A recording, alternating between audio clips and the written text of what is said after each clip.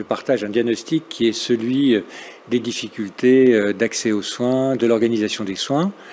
Je trouve que on en voit les conséquences maintenant dans les chiffres. Moi, il y a une donnée qui m'a beaucoup impressionné, c'est celle de l'espérance de vie en bonne santé. Aujourd'hui, elle est de 64 ans en France, mais elle est de 72 ans en Suède. C'est les chiffres 2019. Et quand on regarde un peu le pourquoi du comment, on s'aperçoit qu'en Suède, on commence à tirer les bénéfices d'actions qui ont permis de transformer le système de santé ces 10 dernières années. Et je vais donner un exemple. Aujourd'hui en Suède, il y a 10% de fumeurs quotidiens dans la population, il y en a 30% en France. Pire encore en France, l'amélioration de la situation, elle s'est faite presque exclusivement au niveau des cadres supérieurs et moyens, alors que pour les ouvriers et les employés, on est toujours au-delà de 30-33% de fumeurs réguliers.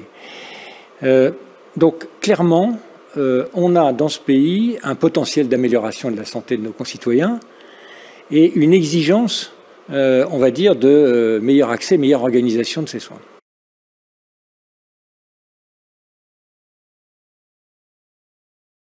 Moi, je pense qu'il manque deux choses fondamentalement. Des objectifs clairs, qui aient du sens pour les soignants à tous les niveaux, et puis une capacité à s'organiser au niveau territorial pour atteindre ces objectifs. Il manque à la fois de la clarté, du volontarisme dans la définition d'un certain nombre de grands objectifs sur le tabac, l'alimentation, l'exercice physique, l'accès aux soins de proximité, les gradations des soins, comme on dit, c'est-à-dire l'organisation des parcours des patients. Et il manque, et ça me paraît le point le plus fondamental, une capacité à organiser dans un bassin de vie, il y a 1660 bassins de vie en France, à organiser dans un bassin de vie une action coordonnée des acteurs professionnels, mais aussi institutionnels. Et ça, c'est aussi une des grandes leçons de la crise. C'est ce qui a été rappelé. On a vu dans la crise que quand on met autour de la table non seulement l'ensemble des professionnels, mais aussi l'économie locale, mais aussi l'éducation nationale, etc., on arrive à créer une dynamique de progrès territoriaux dans l'accès aux soins. Et l'accès aux soins, ce n'est pas uniquement l'accès à des soins curatifs, c'est aussi l'accès à la promotion, à la prévention, à l'éducation. D'où le point de faiblesse majeur aujourd'hui du système français, c'est à la fois la centralisation. Je donne toujours cet exemple parce qu'il me paraît tragique pour la France. En Australie, la vaccination HPV, au papillomavirus, a été démarrée il y a une quinzaine d'années et elle a abouti à ce qu'aujourd'hui, 99% des jeunes gens et des jeunes filles sont vaccinés et elle a abouti à l'éradication du cancer du col. En France, on a démarré en 2018-2019 une expérimentation sur 2 régions qui est en cours et qui peut-être débouchera sur la généralisation et puis les résultats qu'on a aujourd'hui en Australie. Donc on aura 20 ans, 25 ans de retard par rapport à un pays aussi développé que le nôtre. Donc la centralisation qui fait que les décisions, elles sont prises et elles s'imposent sous forme de normes, sous forme d'accords conventionnels nationaux qui laissent très peu de place à une adaptation à des spécificités de terrain. Alors qu'on sait que dans notre pays, les territoires ils sont très diversifiés, les problématiques de santé sont extrêmement diversifiées. Donc ça c'est le premier problème. Le deuxième problème, c'est qu'on n'a pas fait confiance aux acteurs. On n'a pas fait confiance à la capacité qu'ont démontré depuis de longues années des médecins, des pharmaciens, des infirmiers à travailler ensemble. On a sous-évalué et sous-estimé énormément la contribution potentielle des infirmiers, puis des pharmaciens. Ces dernières années, on a commencé à rattraper un peu le retard. C'est vrai qu'il y a eu des évolutions positives ces dernières années. On a pu vacciner contre la grippe en pharmacie. On a, à travers des pratiques, je pense aux pratiques de l'association Azalée, permis l'engagement d'infirmiers sur des pratiques de santé publique.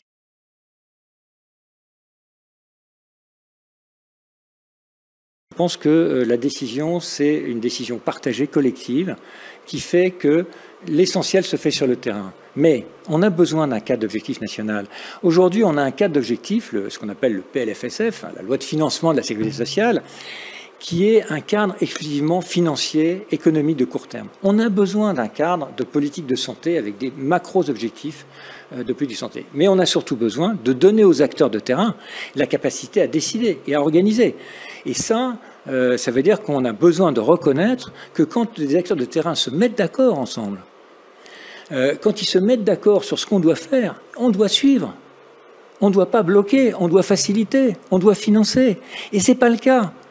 Aujourd'hui, si vous voulez, alors moi, je vois bien que c'est des questions délicates. C'est des professionnels de très haut niveau.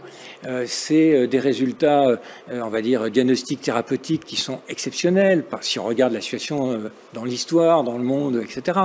Mais je crois aussi, si vous voulez, que, en tout cas, ça me paraît évident pour les jeunes générations, si on y ajoute effectivement une capacité de formation initiale et permanente, on a la possibilité qu'un jeune médecin avec un jeune infirmier, avec un jeune pharmacien travaillent bien ensemble. Il faut simplement, comme le dit la Cour des comptes, il faut qu'on définisse des méthodes, des outils, qu'on facilite l'échange d'informations, des systèmes d'information qui soient vraiment communicants. Il faut qu'on ait des méthodes et outils.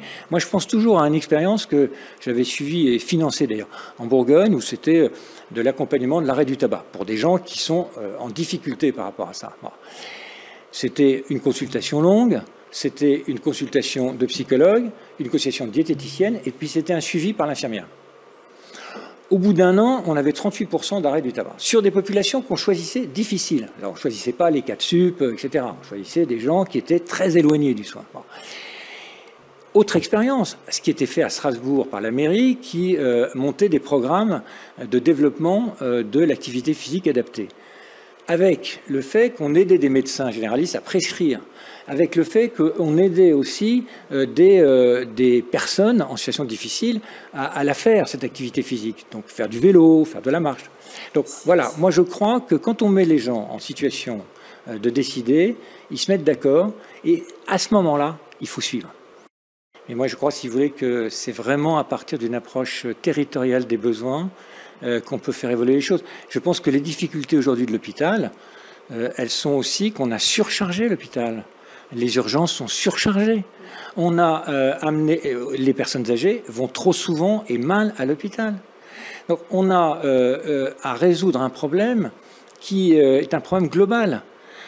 Donner du sens, c'est sûrement organiser des soins, c'est sûrement montrer que cette organisation est efficace, c'est sûrement faire en sorte qu'on puisse poursuivre son activité tout au long de sa vie professionnelle dans différents environnements de travail. Pourquoi être toujours à l'hôpital? On peut être à l'hôpital, puis après en ville, puis on peut avoir des formes d'activité diversifiées, mixtes, comme on dit. On peut avoir aussi envie de développer ses compétences sur telle ou telle spécialité. Et je pense, si vous voulez, que si on avait une lecture beaucoup plus pragmatique des réponses à apporter, on trouverait des solutions à des choses qu'on ne pourra pas résoudre par une approche centralisée. La place des industriels est très importante. D'abord parce qu'on a un retard en France. C'est malheureux parce que c'est un des seuls secteurs où on est vraiment en retard là-dessus. Mais on a un retard de numérisation dans la santé qui est énorme. Bon. Les industriels, ils peuvent nous aider dans beaucoup de domaines à franchir des pas en avant gigantesques en termes d'aide à la décision pour les professionnels, d'échange d'informations, de capacité à suivre un parcours. Et les industriels, c'est aussi les industriels du médicament. On l'a vu dans la crise, on doit énormément s'appuyer sur les capacités de recherche pour produire, dans les années qui viennent, des réponses à des pathologies qui sont aujourd'hui extrêmement lourdes pour le système de santé et qui sont très lourdes pour les gens d'abord. Donc, je trouve que quand on dit travailler ensemble, travailler tous ensemble, dans un cadre territorial, pour répondre à des besoins, c'est justement pas exclure personne, c'est se dire on a chacun un petit bout de la solution, bon, y compris les industriels.